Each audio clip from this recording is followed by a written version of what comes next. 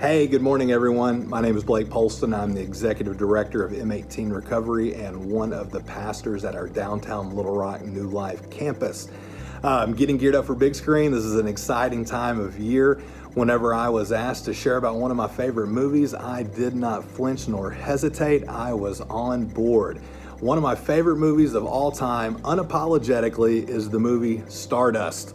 I do not know if you guys have ever watched this movie or not, but it is a phenomenal film. That being said, I have two kids under 2.5, and I don't think they're quite mature enough for this movie. There is some fantasy violence that comes along in this film, and you'll see what I'm talking about. So basically, the premise of the movie is there's a young man named Tristan who is in love. So go figure, an 18-year-old in love. But he vows to do anything for his love interest. Well, that being said, there is a falling star that they see in the background, and so he vows to retrieve that falling star for his love interest. So he goes on a journey to retrieve the falling star. Well, whenever he gets to the star, he realizes that it's not actually a chunk of space rock, but it's actually a woman, played by Claire Danes.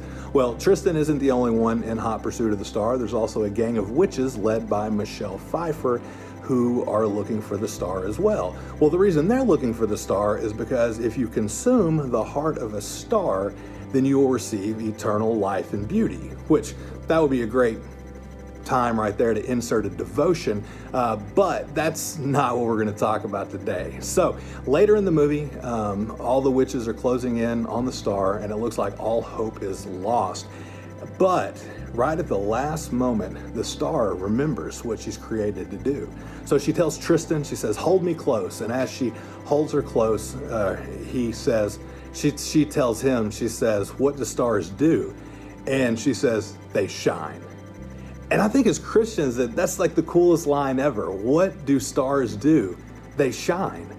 Well, that's what, as Christians, we're called to do as well. We're called to shine. Whenever we experience adversity, whenever things don't go our way, whenever we experience evil in the world, whenever things happen, we're called to shine. I think that's important for every single one of us to remember. In Matthew 5:14, it actually says that you are the light of the world, a town built on a hill that cannot be hidden.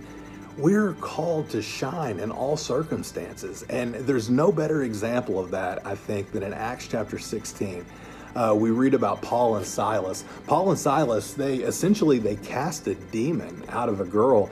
And because of that, they got stripped naked and beaten publicly and then thrown into jail.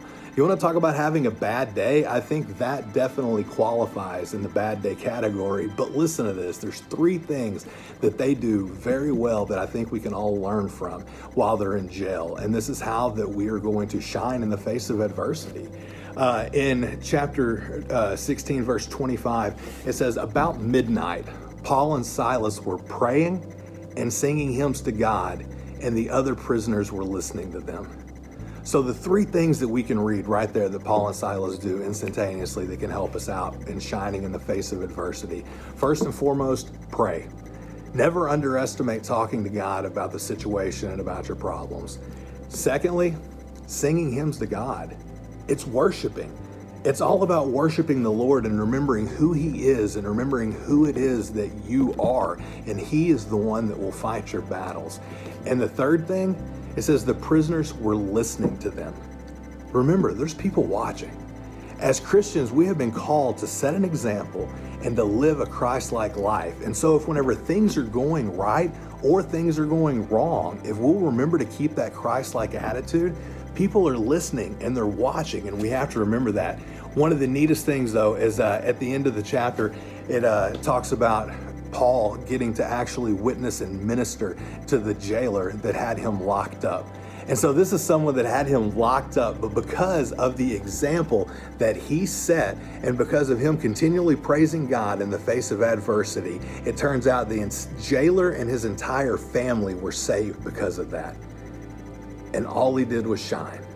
And so that's what I want to challenge you to do today, is throughout your day, no matter what is happening, I want you to remember that we are Christians, and what are we created to do?